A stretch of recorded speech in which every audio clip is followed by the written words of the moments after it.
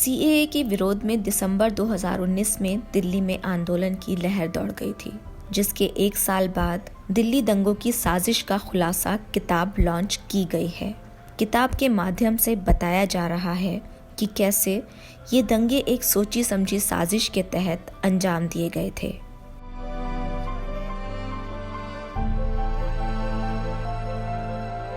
इस किताब में ये भी दर्शाया गया है कि कैसे दिल्ली दंगों को राजनीतिक रंग दिया गया और सरकार के खिलाफ इस्तेमाल किया गया है। दिल्ली राइट्स को प्री प्लान बताते हुए संदीप महापात्रा ने कहा कि झगड़े अचानक होते हैं, पर इन दंगों की पृष्ठभूमि पहले ही तैयार कर ली गई थी। कोई भी दंगा जब भी हिंदुस्तान में हुआ है, स्वाधीनता से पूर्व या स्वतंत्रता के बाद, हम लोगों को ये बताया गया जाता है कि एक स्पॉन्टेनियस होता कि भाई दो ग्रुप्स में झगड़े हुए और वो एक दंगे का रूप ले लिया कि बहुत लोग आके एक दूसरे को सपोर्ट करने लगे। परंतु इस दंगे में वो एलिमेंट नहीं है।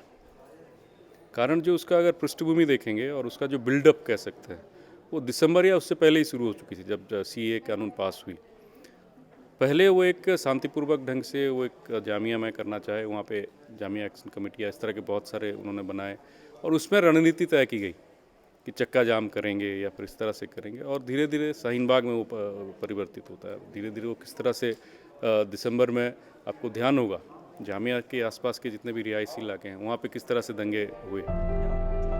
मनोज वर्मा ने कहा, लोकतंत्र में अपनी बात कहने का और आंदोलन करने का पूरा अधिकार है, पर यह तरीका सही नहीं कि लोग सड़क पर बैठकर अपनी बात मनवाएं। लोकतंत्र में अपनी बात कहने का, आंदोलन करने का पूरा अधिकार है। हमारा संविधान भी ये प्रदर्शन करने का, विरोध जताने का पूरा अधिकार देता है। लेकिन अगर हमारा संविधान ये अधिकार देता है तो हमारा संविधान कुछ कर्तव्य भी बताता है।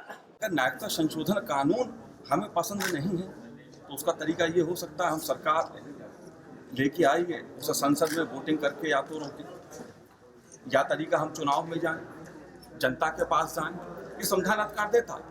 लेकिन ये तरीका लोकतंत्र में नहीं हो सकता कि हम सड़क पर बैठ के कानून वापस लो और एक हम जिद करें। आज़ादी का मतलब मनमानी नहीं, लोकतंत्र का मतलब जिद नहीं है कि हम सड़क पर बैठ जाएंगे, रास्ते जाम कर देंगे, दिल्ली को बंधक बना लेंगे, लोगों को आने जाने नहीं देंगे और ब्लैकमेल करके कहेंगे नहीं साहब कानून बदलो।